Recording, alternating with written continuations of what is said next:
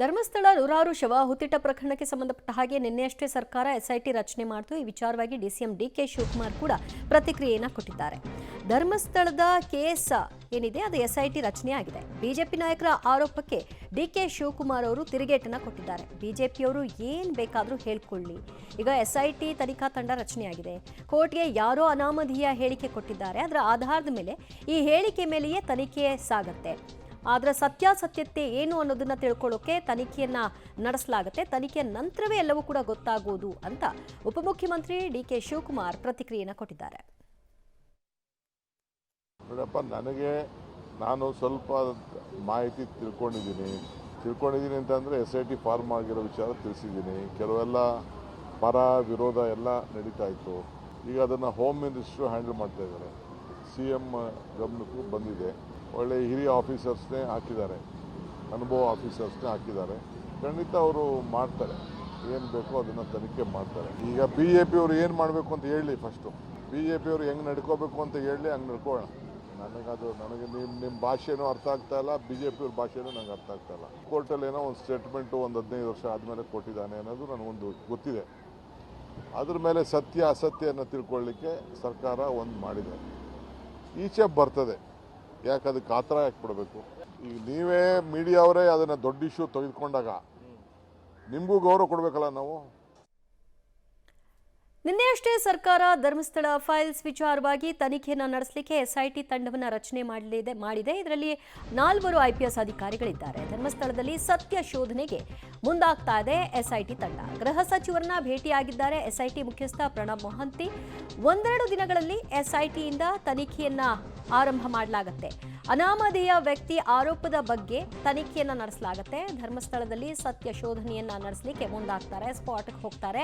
ಅನಾಮಧೇಯ ವ್ಯಕ್ತಿ ಕೊಟ್ಟಂತಹ ಹೇಳಿಕೆಗಳು ತೋರಿಸುವಂತಹ ಜಾಗ ಅದೆಲ್ಲದರ ಮಹಜನನ ಮಾಡುವಂತಹ ಕೆಲಸವನ್ನು ಕೂಡ ಮಾಡಲಾಗುತ್ತೆ. ಈ ಹಿನ್ನೆಲೆಯಲ್ಲಿ ಇವತ್ತು ಗೃಹ ಸಚಿವ ಪರಮೇಶ್ವರ್ ಅವರನ್ನ ಭೇಟಿ ಮಾಡಿದ್ದಾರೆ ತನಿಖಾ ತಂಡದ ಮುಖ್ಯಸ್ಥರಾಗಿರುವಂತಹ ಪ್ರಣಬ್ ಮೊಹಂತಿ ಅವರು. ನಂತರದಲ್ಲಿ ಮುಂದಿನ ತನಿಖೆಯ ಹಂತ, ಅದರ ರೂಪುರೇಷೆಗಳು ಎಲ್ಲವನ್ನು ಕೂಡ ಅವರಿಂದ ವಿವರಣೆಯನ್ನ ಪಡ್ಕೊಳ್ತಾರೆ. ಸದ್ಯ ಈ ತನಿಖಾ ತಂಡದಲ್ಲಿ ಪ್ರಣಬ್ ಮೊಹಂತಿ, ಅನುಚೇತ್, ಸೌಮ್ಯಲತಾ ಮತ್ತು ಜಿತೇಂದ್ರ ಕುಮಾರ್ ಇದ್ದಾರೆ. ಇನ್ನು ಕೂಡ ನಿನ್ನೆ ಅಷ್ಟೇ ಆದೇಶ ಮಾಡಲಾಗಿದ್ದು ಅವರು ಇನ್ನೊಂದೆರಡು ದಿನಗಳಲ್ಲಿ ಸ್ಪಾಟ್ಗೆ ಹೋಗೋ ಸಾಧ್ಯತೆ ಇದೆ. ಮತ್ತಷ್ಟು ಮಾಹಿತಿ ಪಡೆಯೋಣ ನಮ್ಮ ಪ್ರತಿನಿಧಿ ಮುರಳೀಧರಿಂದ. ಮುರಳೀಧರ್, ನಿನ್ನೆ ಅಷ್ಟೇ SIT ರಚನೆ ಆಗಿರೋದ್ರಿಂದ ಅದಕ್ಕೊಂದಷ್ಟು ಸಮಯ ಬೇಕಾಗತ್ತಾ? ತನಿಖೆಯ ರೂಪುರೇಷೆಗಳು ಹೇಗೆ, ಅದೆಲ್ಲವನ್ನು ಸಿದ್ಧತೆ ಮಾಡಿಕೊಂಡು ಕಾರ್ಯಪ್ರವೃತ್ತರಾಗಲಿಕ್ಕೆ ಈಗ ಗೃಹ ಸಚಿವರನ್ನ ಭೇಟಿ ಮಾಡಿದ್ರ ಹಿನ್ನೆಲೆ ಏನು? ದಿವ್ಯಾ, ಪ್ರಮುಖವಾಗಿ ಈಗಾಗಲೇ SITಯ ತನಿಖೆ ತಂಡವನ್ನು ಏನು ರಚನೆಯನ್ನ ಮಾಡಲಾಗಿದೆ. ರಚನೆಯನ್ನ ಮಾಡಿದ ಬಳಿಕ ಇಬ್ಬರು ಅಧಿಕಾರಿಗಳು ಅದರಿಂದ ಹಿಂಸರಿಯುವಂಥ ಪ್ರಯತ್ನಗಳು ಕೂಡ ನಡೀತಾ ಇರೋಂಥದ್ದು.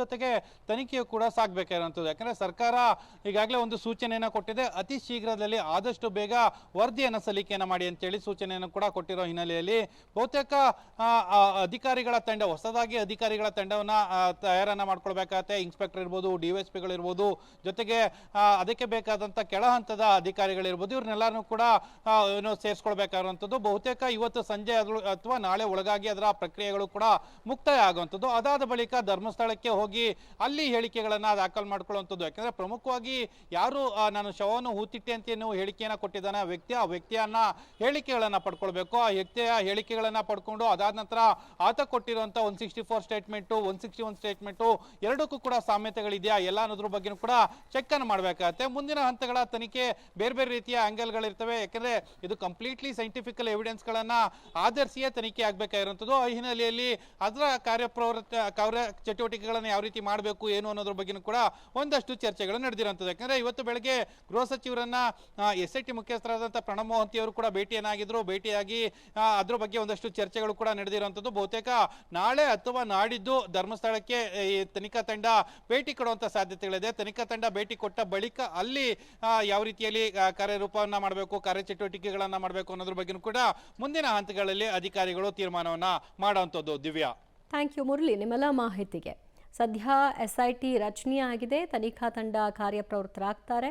ಈ ಮಧ್ಯೆ ಇಬ್ಬರು IPS ಅಧಿಕಾರಿಗಳು ಈ ತನಿಖಾ ತಂಡದಿಂದ ನಮ್ಮನ್ನು ಕೈಬಿಡಿ ಅಂತ ಕೋರಿದ್ದಾರೆ ಅನ್ನುವಂಥ ಮಾಹಿತಿ. ಆದರೆ ಗೃಹ ಸಚಿವರು ಇದರ ಬಗ್ಗೆ ಸ್ಪಷ್ಟನೆ ಕೊಟ್ಟಿದ್ದಾರೆ, ಆ ರೀತಿಯಾಗಿ ಯಾವುದೂ ಇಲ್ಲ ಅಂತ.